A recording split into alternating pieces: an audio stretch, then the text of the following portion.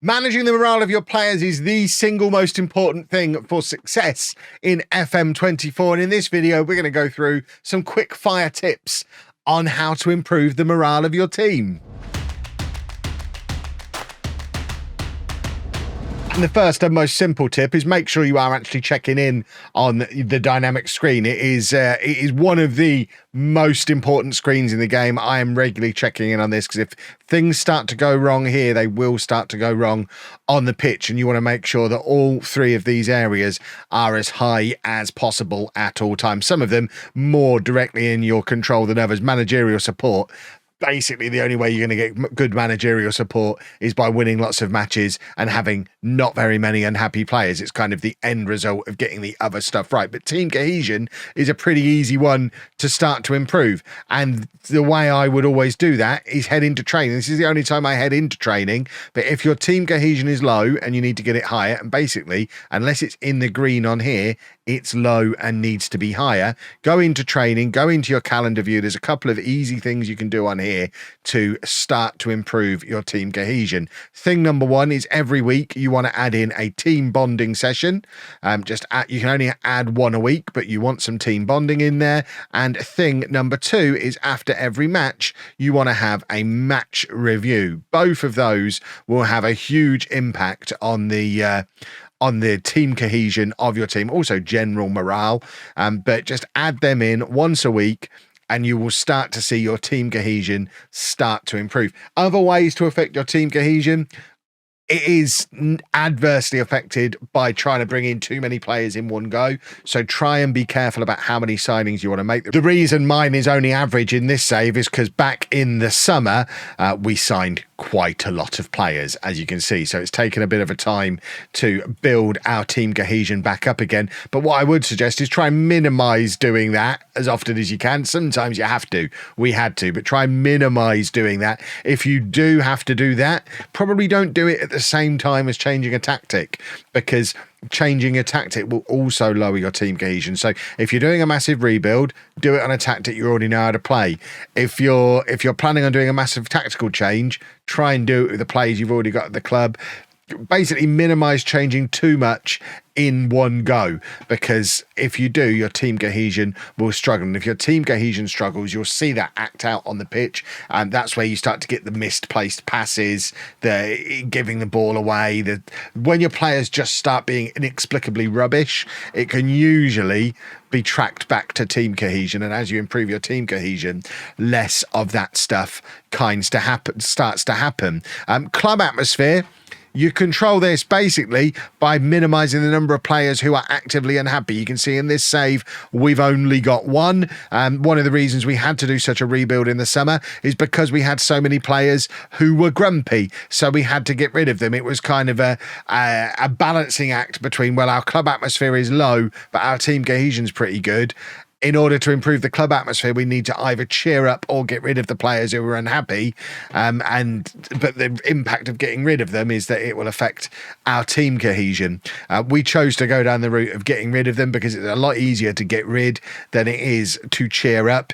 Cheering up, pretty much you have to do it via promises, and it's problematic to have too many promises running at any one time. You can see the only promises we've got in this save are to the chairman to keep an acceptable dressing room atmosphere, which we've done. We might have had issues with this earlier on in the save, and also to that guy who is unhappy because he wants to leave. So we have promised we'll sell him if we get an acceptable offer. So that's keeping him from staging a full-scale mutiny at the moment. And luckily nobody agrees with him. If we had a whole bunch of players who agreed with him, our only option really would be to just sell him for whatever price. The irony is this guy isn't even that important to the way we play, so we could probably just let him go anyway. If there were lots of players who were agreeing with him, you've got to get him gone, because as soon as you start to get players ganging up on you, that's when the bad results start to come. And the quickest way around it is usually just getting rid of players. I actually have an example of it from this save where I'm not afraid to go pretty drastic on that side of things. If we go back to the first season and the first club that we managed, you can see on the 27th of February, we released 6 players, including our starting striker and top goal scorer, because they were having a mutiny, and the only way to improve dressing room atmosphere was to get rid of half the dressing room.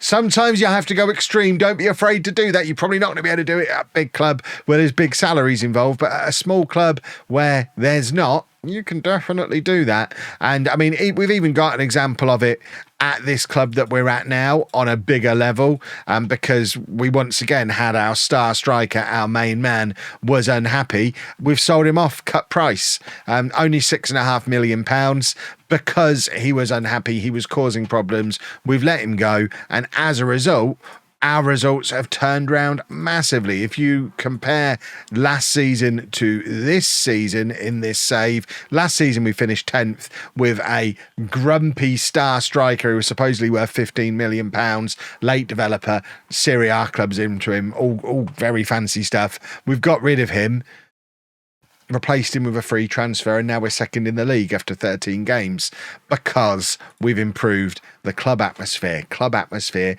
absolutely crucial. So you can get rid of players, you can make promises to players. There are ways to just generally improve the atmosphere amongst the players who maybe aren't at the extremes. They're not super happy yet, but they're also not grumpy enough to have an issue.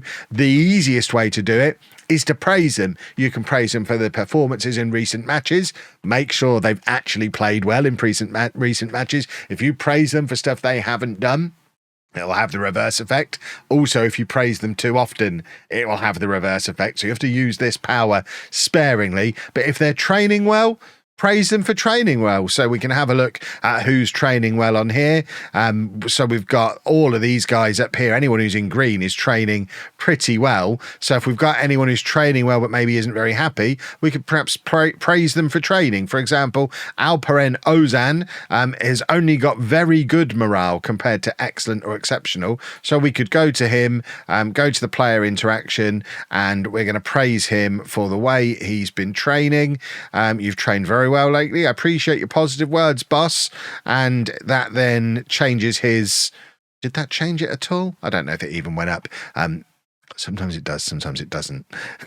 But, it all helps. Maybe he wasn't quite on the cusp of moving up. Certainly didn't do any harm. Likewise, if somebody has been playing particularly well, it's the reason we have training rating and last 5 games rating on the LOLLUJO squad overview. If someone's been playing particularly well lately, there you go. This guy has averaged a 7.54 in his last 5 matches. He's currently extremely good on his morale. So for him, we can go and praise him for his last... Let's just check his last game was good. Yeah, he got an 8.3, scored 2 goals in the last game. Let's praise him. So we go to... I don't know why I keep clicking on training there. Speak about, praise player. Last game, you were superb in front of goal. There you go. He's happy, and... It's not made a difference. I promise you, you do it consistently, it does make a difference. If they don't have anything particularly to praise them about, you can just praise them for their general conduct. So again, let's try and pick somebody. So Ishi Samuels Smith has got really good morale at the moment. So let's take him and praise him for his conduct. He appreciates the support, and he's still, I mean... It has more of an impact when they're not very happy. Apparently, when they're already pretty happy, it doesn't change a lot. You can see we've actually got a squad that we're actually doing quite a good job of staying on top of that stuff on a regular basis anyway. We praise players when the praise is due, so I guess it's pretty hard to model it with a team that's already quite happy, but it is a thing you can do. I promise it is. Other things you can do to stay on top of morale is make sure your team talks are good. You can actually go to the team talk feedback section on Dynamics. Now, I'm guilty of not doing this very often, but you can actually get an idea of how your players respond to your team talks.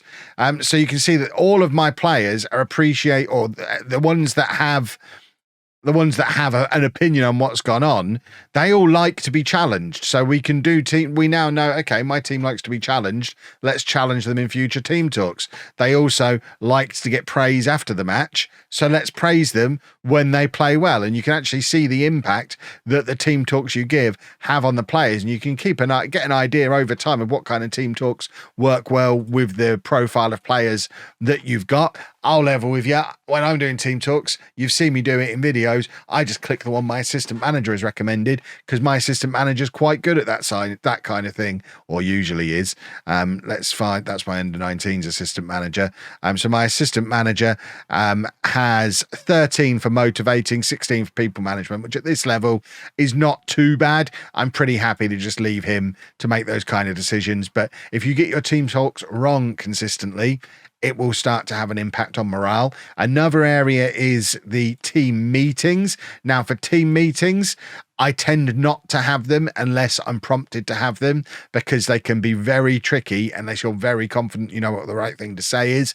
My little trick that I tend to do for team meetings is, I mean, it's not much of a trick. When the game suggests you have a team meeting, it suggests what to say to them. If you say what is suggested, that will make your players happy. If you try and do any of the other options, it will not make your players happy. Go with the recommendations. And that applies as well to when you're doing the pre-season and end of season team meetings. When you're setting your targets for the next season, always go with whatever your board has set you as your target.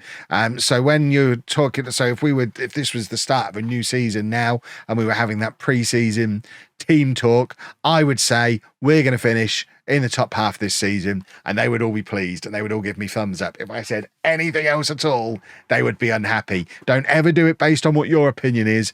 Do it based on what the club tells you to do, and that's the right answer. And sometimes with Morale Manager, there's a right answer, and you just have to do the right answer. Other things that are important for morale: if you set a promise for a player, make sure that you follow through on the promise. Sometimes if a player's unhappy, you can get them out of the unhappiness by setting them a promise. But if you do that, make sure the promise is a promise you actually intend to keep. So if a player's unhappy because they're not playing and you promise to play them, that will take away their unhappiness in the short term.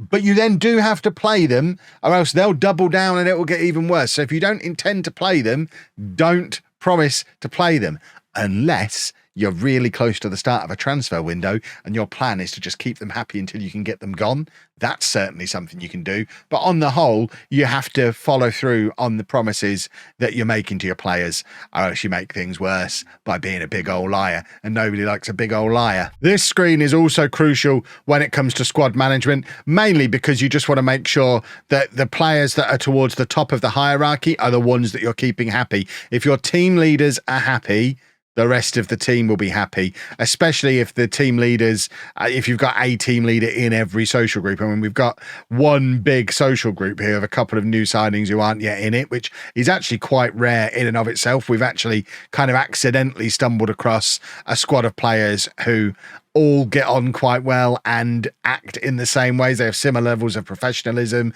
and determination. That probably says more about my transfer policy than about morale management. We're looking for these kind of players anyway.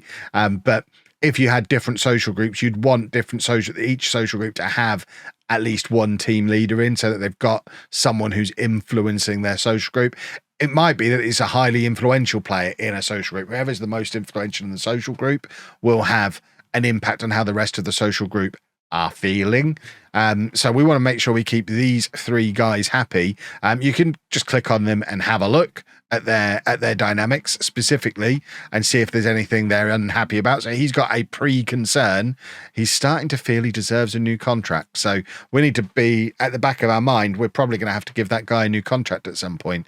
If you don't want to click on each of them individually to find that out, you can go to this screen, which as a red-green colorblind man, I don't use very often because it doesn't really suit my eyes. But it can give you at a glance ideas that you might want to be concerned about. So in fact, it does tell us that concern we just saw there. The only concern that any of our team leaders have is for that same guy potentially wanting a new contract. So now we know that's likely to be the next thing on the horizon. Can we afford to give him a contract? If we can, which we can, we might want to just do that now. Or if it's a player we don't want to give a new contract to because he's a team leader, we might be thinking in terms of maybe moving him on in the next transfer window so that he doesn't cause an issue and potentially cause a mutiny, because one way or another, we're either going to have to give him a contract or move him on. He's a team leader. We can't just say no. We'll make him unhappy. This guy down here, we can potentially say no to. So he's currently dissatisfied. He's got a pre-concern because he's starting to feel that his agreed playing time is not being fulfilled. He's an influential player, but not highly influential, not a team leader. So again, we can make a decision with this guy. Are we going to start playing him more to try and maybe take his pre-concern away? You can see, again, clicking on him on his negative, you can see he's got that pre-concern about not playing regularly enough. Or are we maybe going to look to move him on? Or are we going to wait until he comes to me and moans and then promise him or move him on? There's different ways you can manage it, but it just gives you an idea of what's on the horizon. So again, that's the guy who's concerned because he wants to leave. We've talked about he's happy about everything else. He just wants to leave. But we've not got many of these concerns throughout the squad. He's concerned about playing time. It generally comes down to playing time. And I mean, what you can do with these, we could potentially go in and talk to him about his playing time. If we decide that we want to lower his amount of playing time, we can potentially do that. So if you go into profile and then happiness, you can see that his actual playing time currently is as a fringe player, and we've currently agreed that he's going to be a squad player. So we could just change this to fringe player. Now he might become unhappy about it. There you go. Decreasing my player's playing time to a fringe player could upset him. So we can now persuade him to try and accept it. We can do it by setting a target, or we can pick one of these options. I've decided to make sure I don't think you have the required quality to handle that much playing time now. I mean, let's try it. I'm sorry, I don't think it's justified. I'd struggle to agree with it. We can now either back down, but know that if we back down now, we are going to have to give him squad player playing time, or we can insist on it and then either maybe force him into agreeing or force him out the door, one way or the other. It's a bit of a risky game to play a month before the window opens. As a pre-concern, I think I'm likely to just back down for now, knowing that we can maybe revisit that conversation when the window is open in a month's time. And if he does kick off then, we can then maybe move him out the door. Let's not create a problem where one doesn't need to be created. And that is my quick tour of Morale Manager 2024. Like I say, get morale right, the results will follow, unless your players are absolutely rubbish. But don't sign rubbish players. We can cover signings in another video. But if you have noticed your players are giving the ball away, are just playing well below their level, it's probably morale. If you fix the morale, everything else will start to increase. If you've got any tips of your own for improving morale, let me know what they are down in the comments section below. We can maybe include them in a future video. And if there's other areas of the game you'd like me to deep dive on, let me know down there too, and I will happily make another video on that in the future. But if you found this one useful, if you enjoyed this, please make sure you leave a nice big thumbs up on there for me. Subscribe to the channel for daily Football Manager videos. And thank you very much for watching.